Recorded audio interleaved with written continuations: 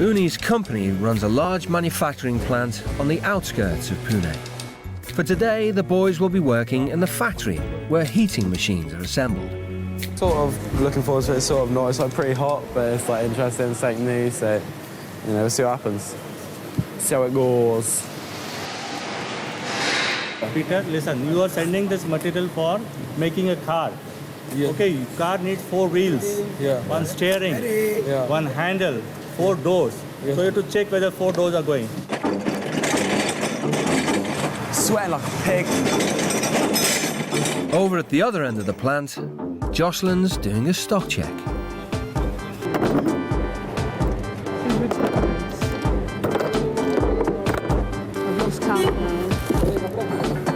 Although they've only earned £3 each, Peter appreciates that it's better than nothing. Surprised about how hard they work for like little money, but and again, like it's really like good to have a job out here compared to compared to people in the slums. Like this is like amazing. So Flush with his day's wages, Pete dumps the film crew, commandeers one of Uni's drivers, and orders him to take him back into town.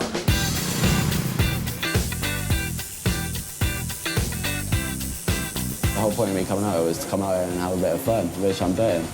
There was nowhere in the contract that we signed saying no tattoos, so there's nothing wrong with it. In India, tattoo parlours are unlicensed. So worried for his safety, a senior member of the production team arrives to stop the tattoo. Could I insist that you stop, please? No. Excuse me, could I insist that you stop? It's almost finished. Could I insist that you stop? I insist that you carry on. No, Peter, I'm insisting that you stop. We are responsible for you while you're here. I don't care. Insist that he stops. I don't care. It's almost finished. I insist. Let's let him finish it. There's like the tiniest amount left. I absolutely insist that you stop. Oh, shut up. Now. Don't be such a twat. Peter is finally persuaded to leave the parlour with an unfinished tattoo. All right. How are you? Yeah. Back at the flat, and Siddharth's horrified by Peter's antics. Well, it's not exactly the best thing you've done, right? Yeah, I don't care about that. I don't care about that. I got wisdom written in Hindi. What did you say it's called? It's like Guang or something like that. Yeah. How are you going to tell my dad about this? It's alright. It's all good. At dinner time, Peter has to face Uni. How do you feel about what you've done?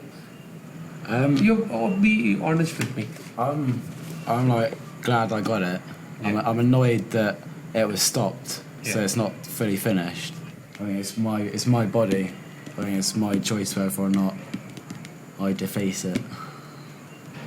You are under my parenthood. And this is something which will have an impact on you permanently. And in India, there are places where they may use needles repeatedly. And other than drugs, one place where you get inflicted with HIV is tattoos. So you are staking your life unknowingly without realizing what you've done. But Peter realises it might not just be him who gets it in the neck. What's happening? Is like anything happening to your driver? Because like I've been told that like you might sort of sack him, but I'd be like really, really annoyed if that happened. And like I asked him to stop and that, so I don't think like he should be like reprimanded for it. So he didn't really know what was going on. He trusted you. So his was a blind faith in a young boy who came from London. So let me mull over that for the night. What am I going to do with him? Before you decide, do you think you could like let me know what you're going to do? Look, if I can take so many decisions of hiring 5,000 people and maybe firing a couple of hundred out of that in a year, I'm sure I'll take a fair decision.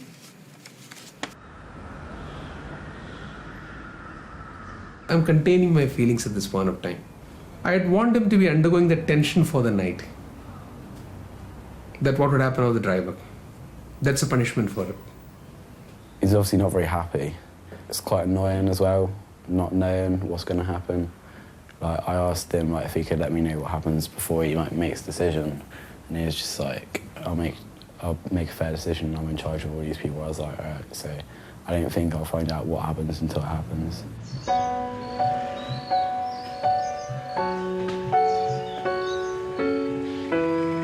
After a restless night, Peter's anxious to know Uni's verdict.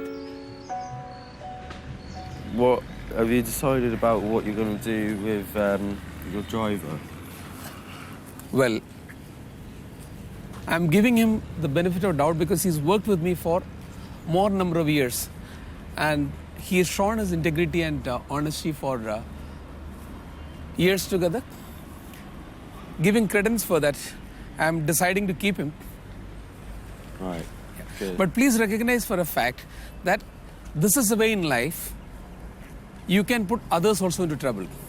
Imagine that if I did not think properly, and in the fit of anger, if I were to sack him, he's got a father, mother not working, a wife still studying, and a small child. And the entire family survives on the income generated by this particular person. I thought that I would get away with it really easily. Okay? But then when I got caught on that and I got told that the driver could get sacked, I felt like really bad and that. It was a big mistake.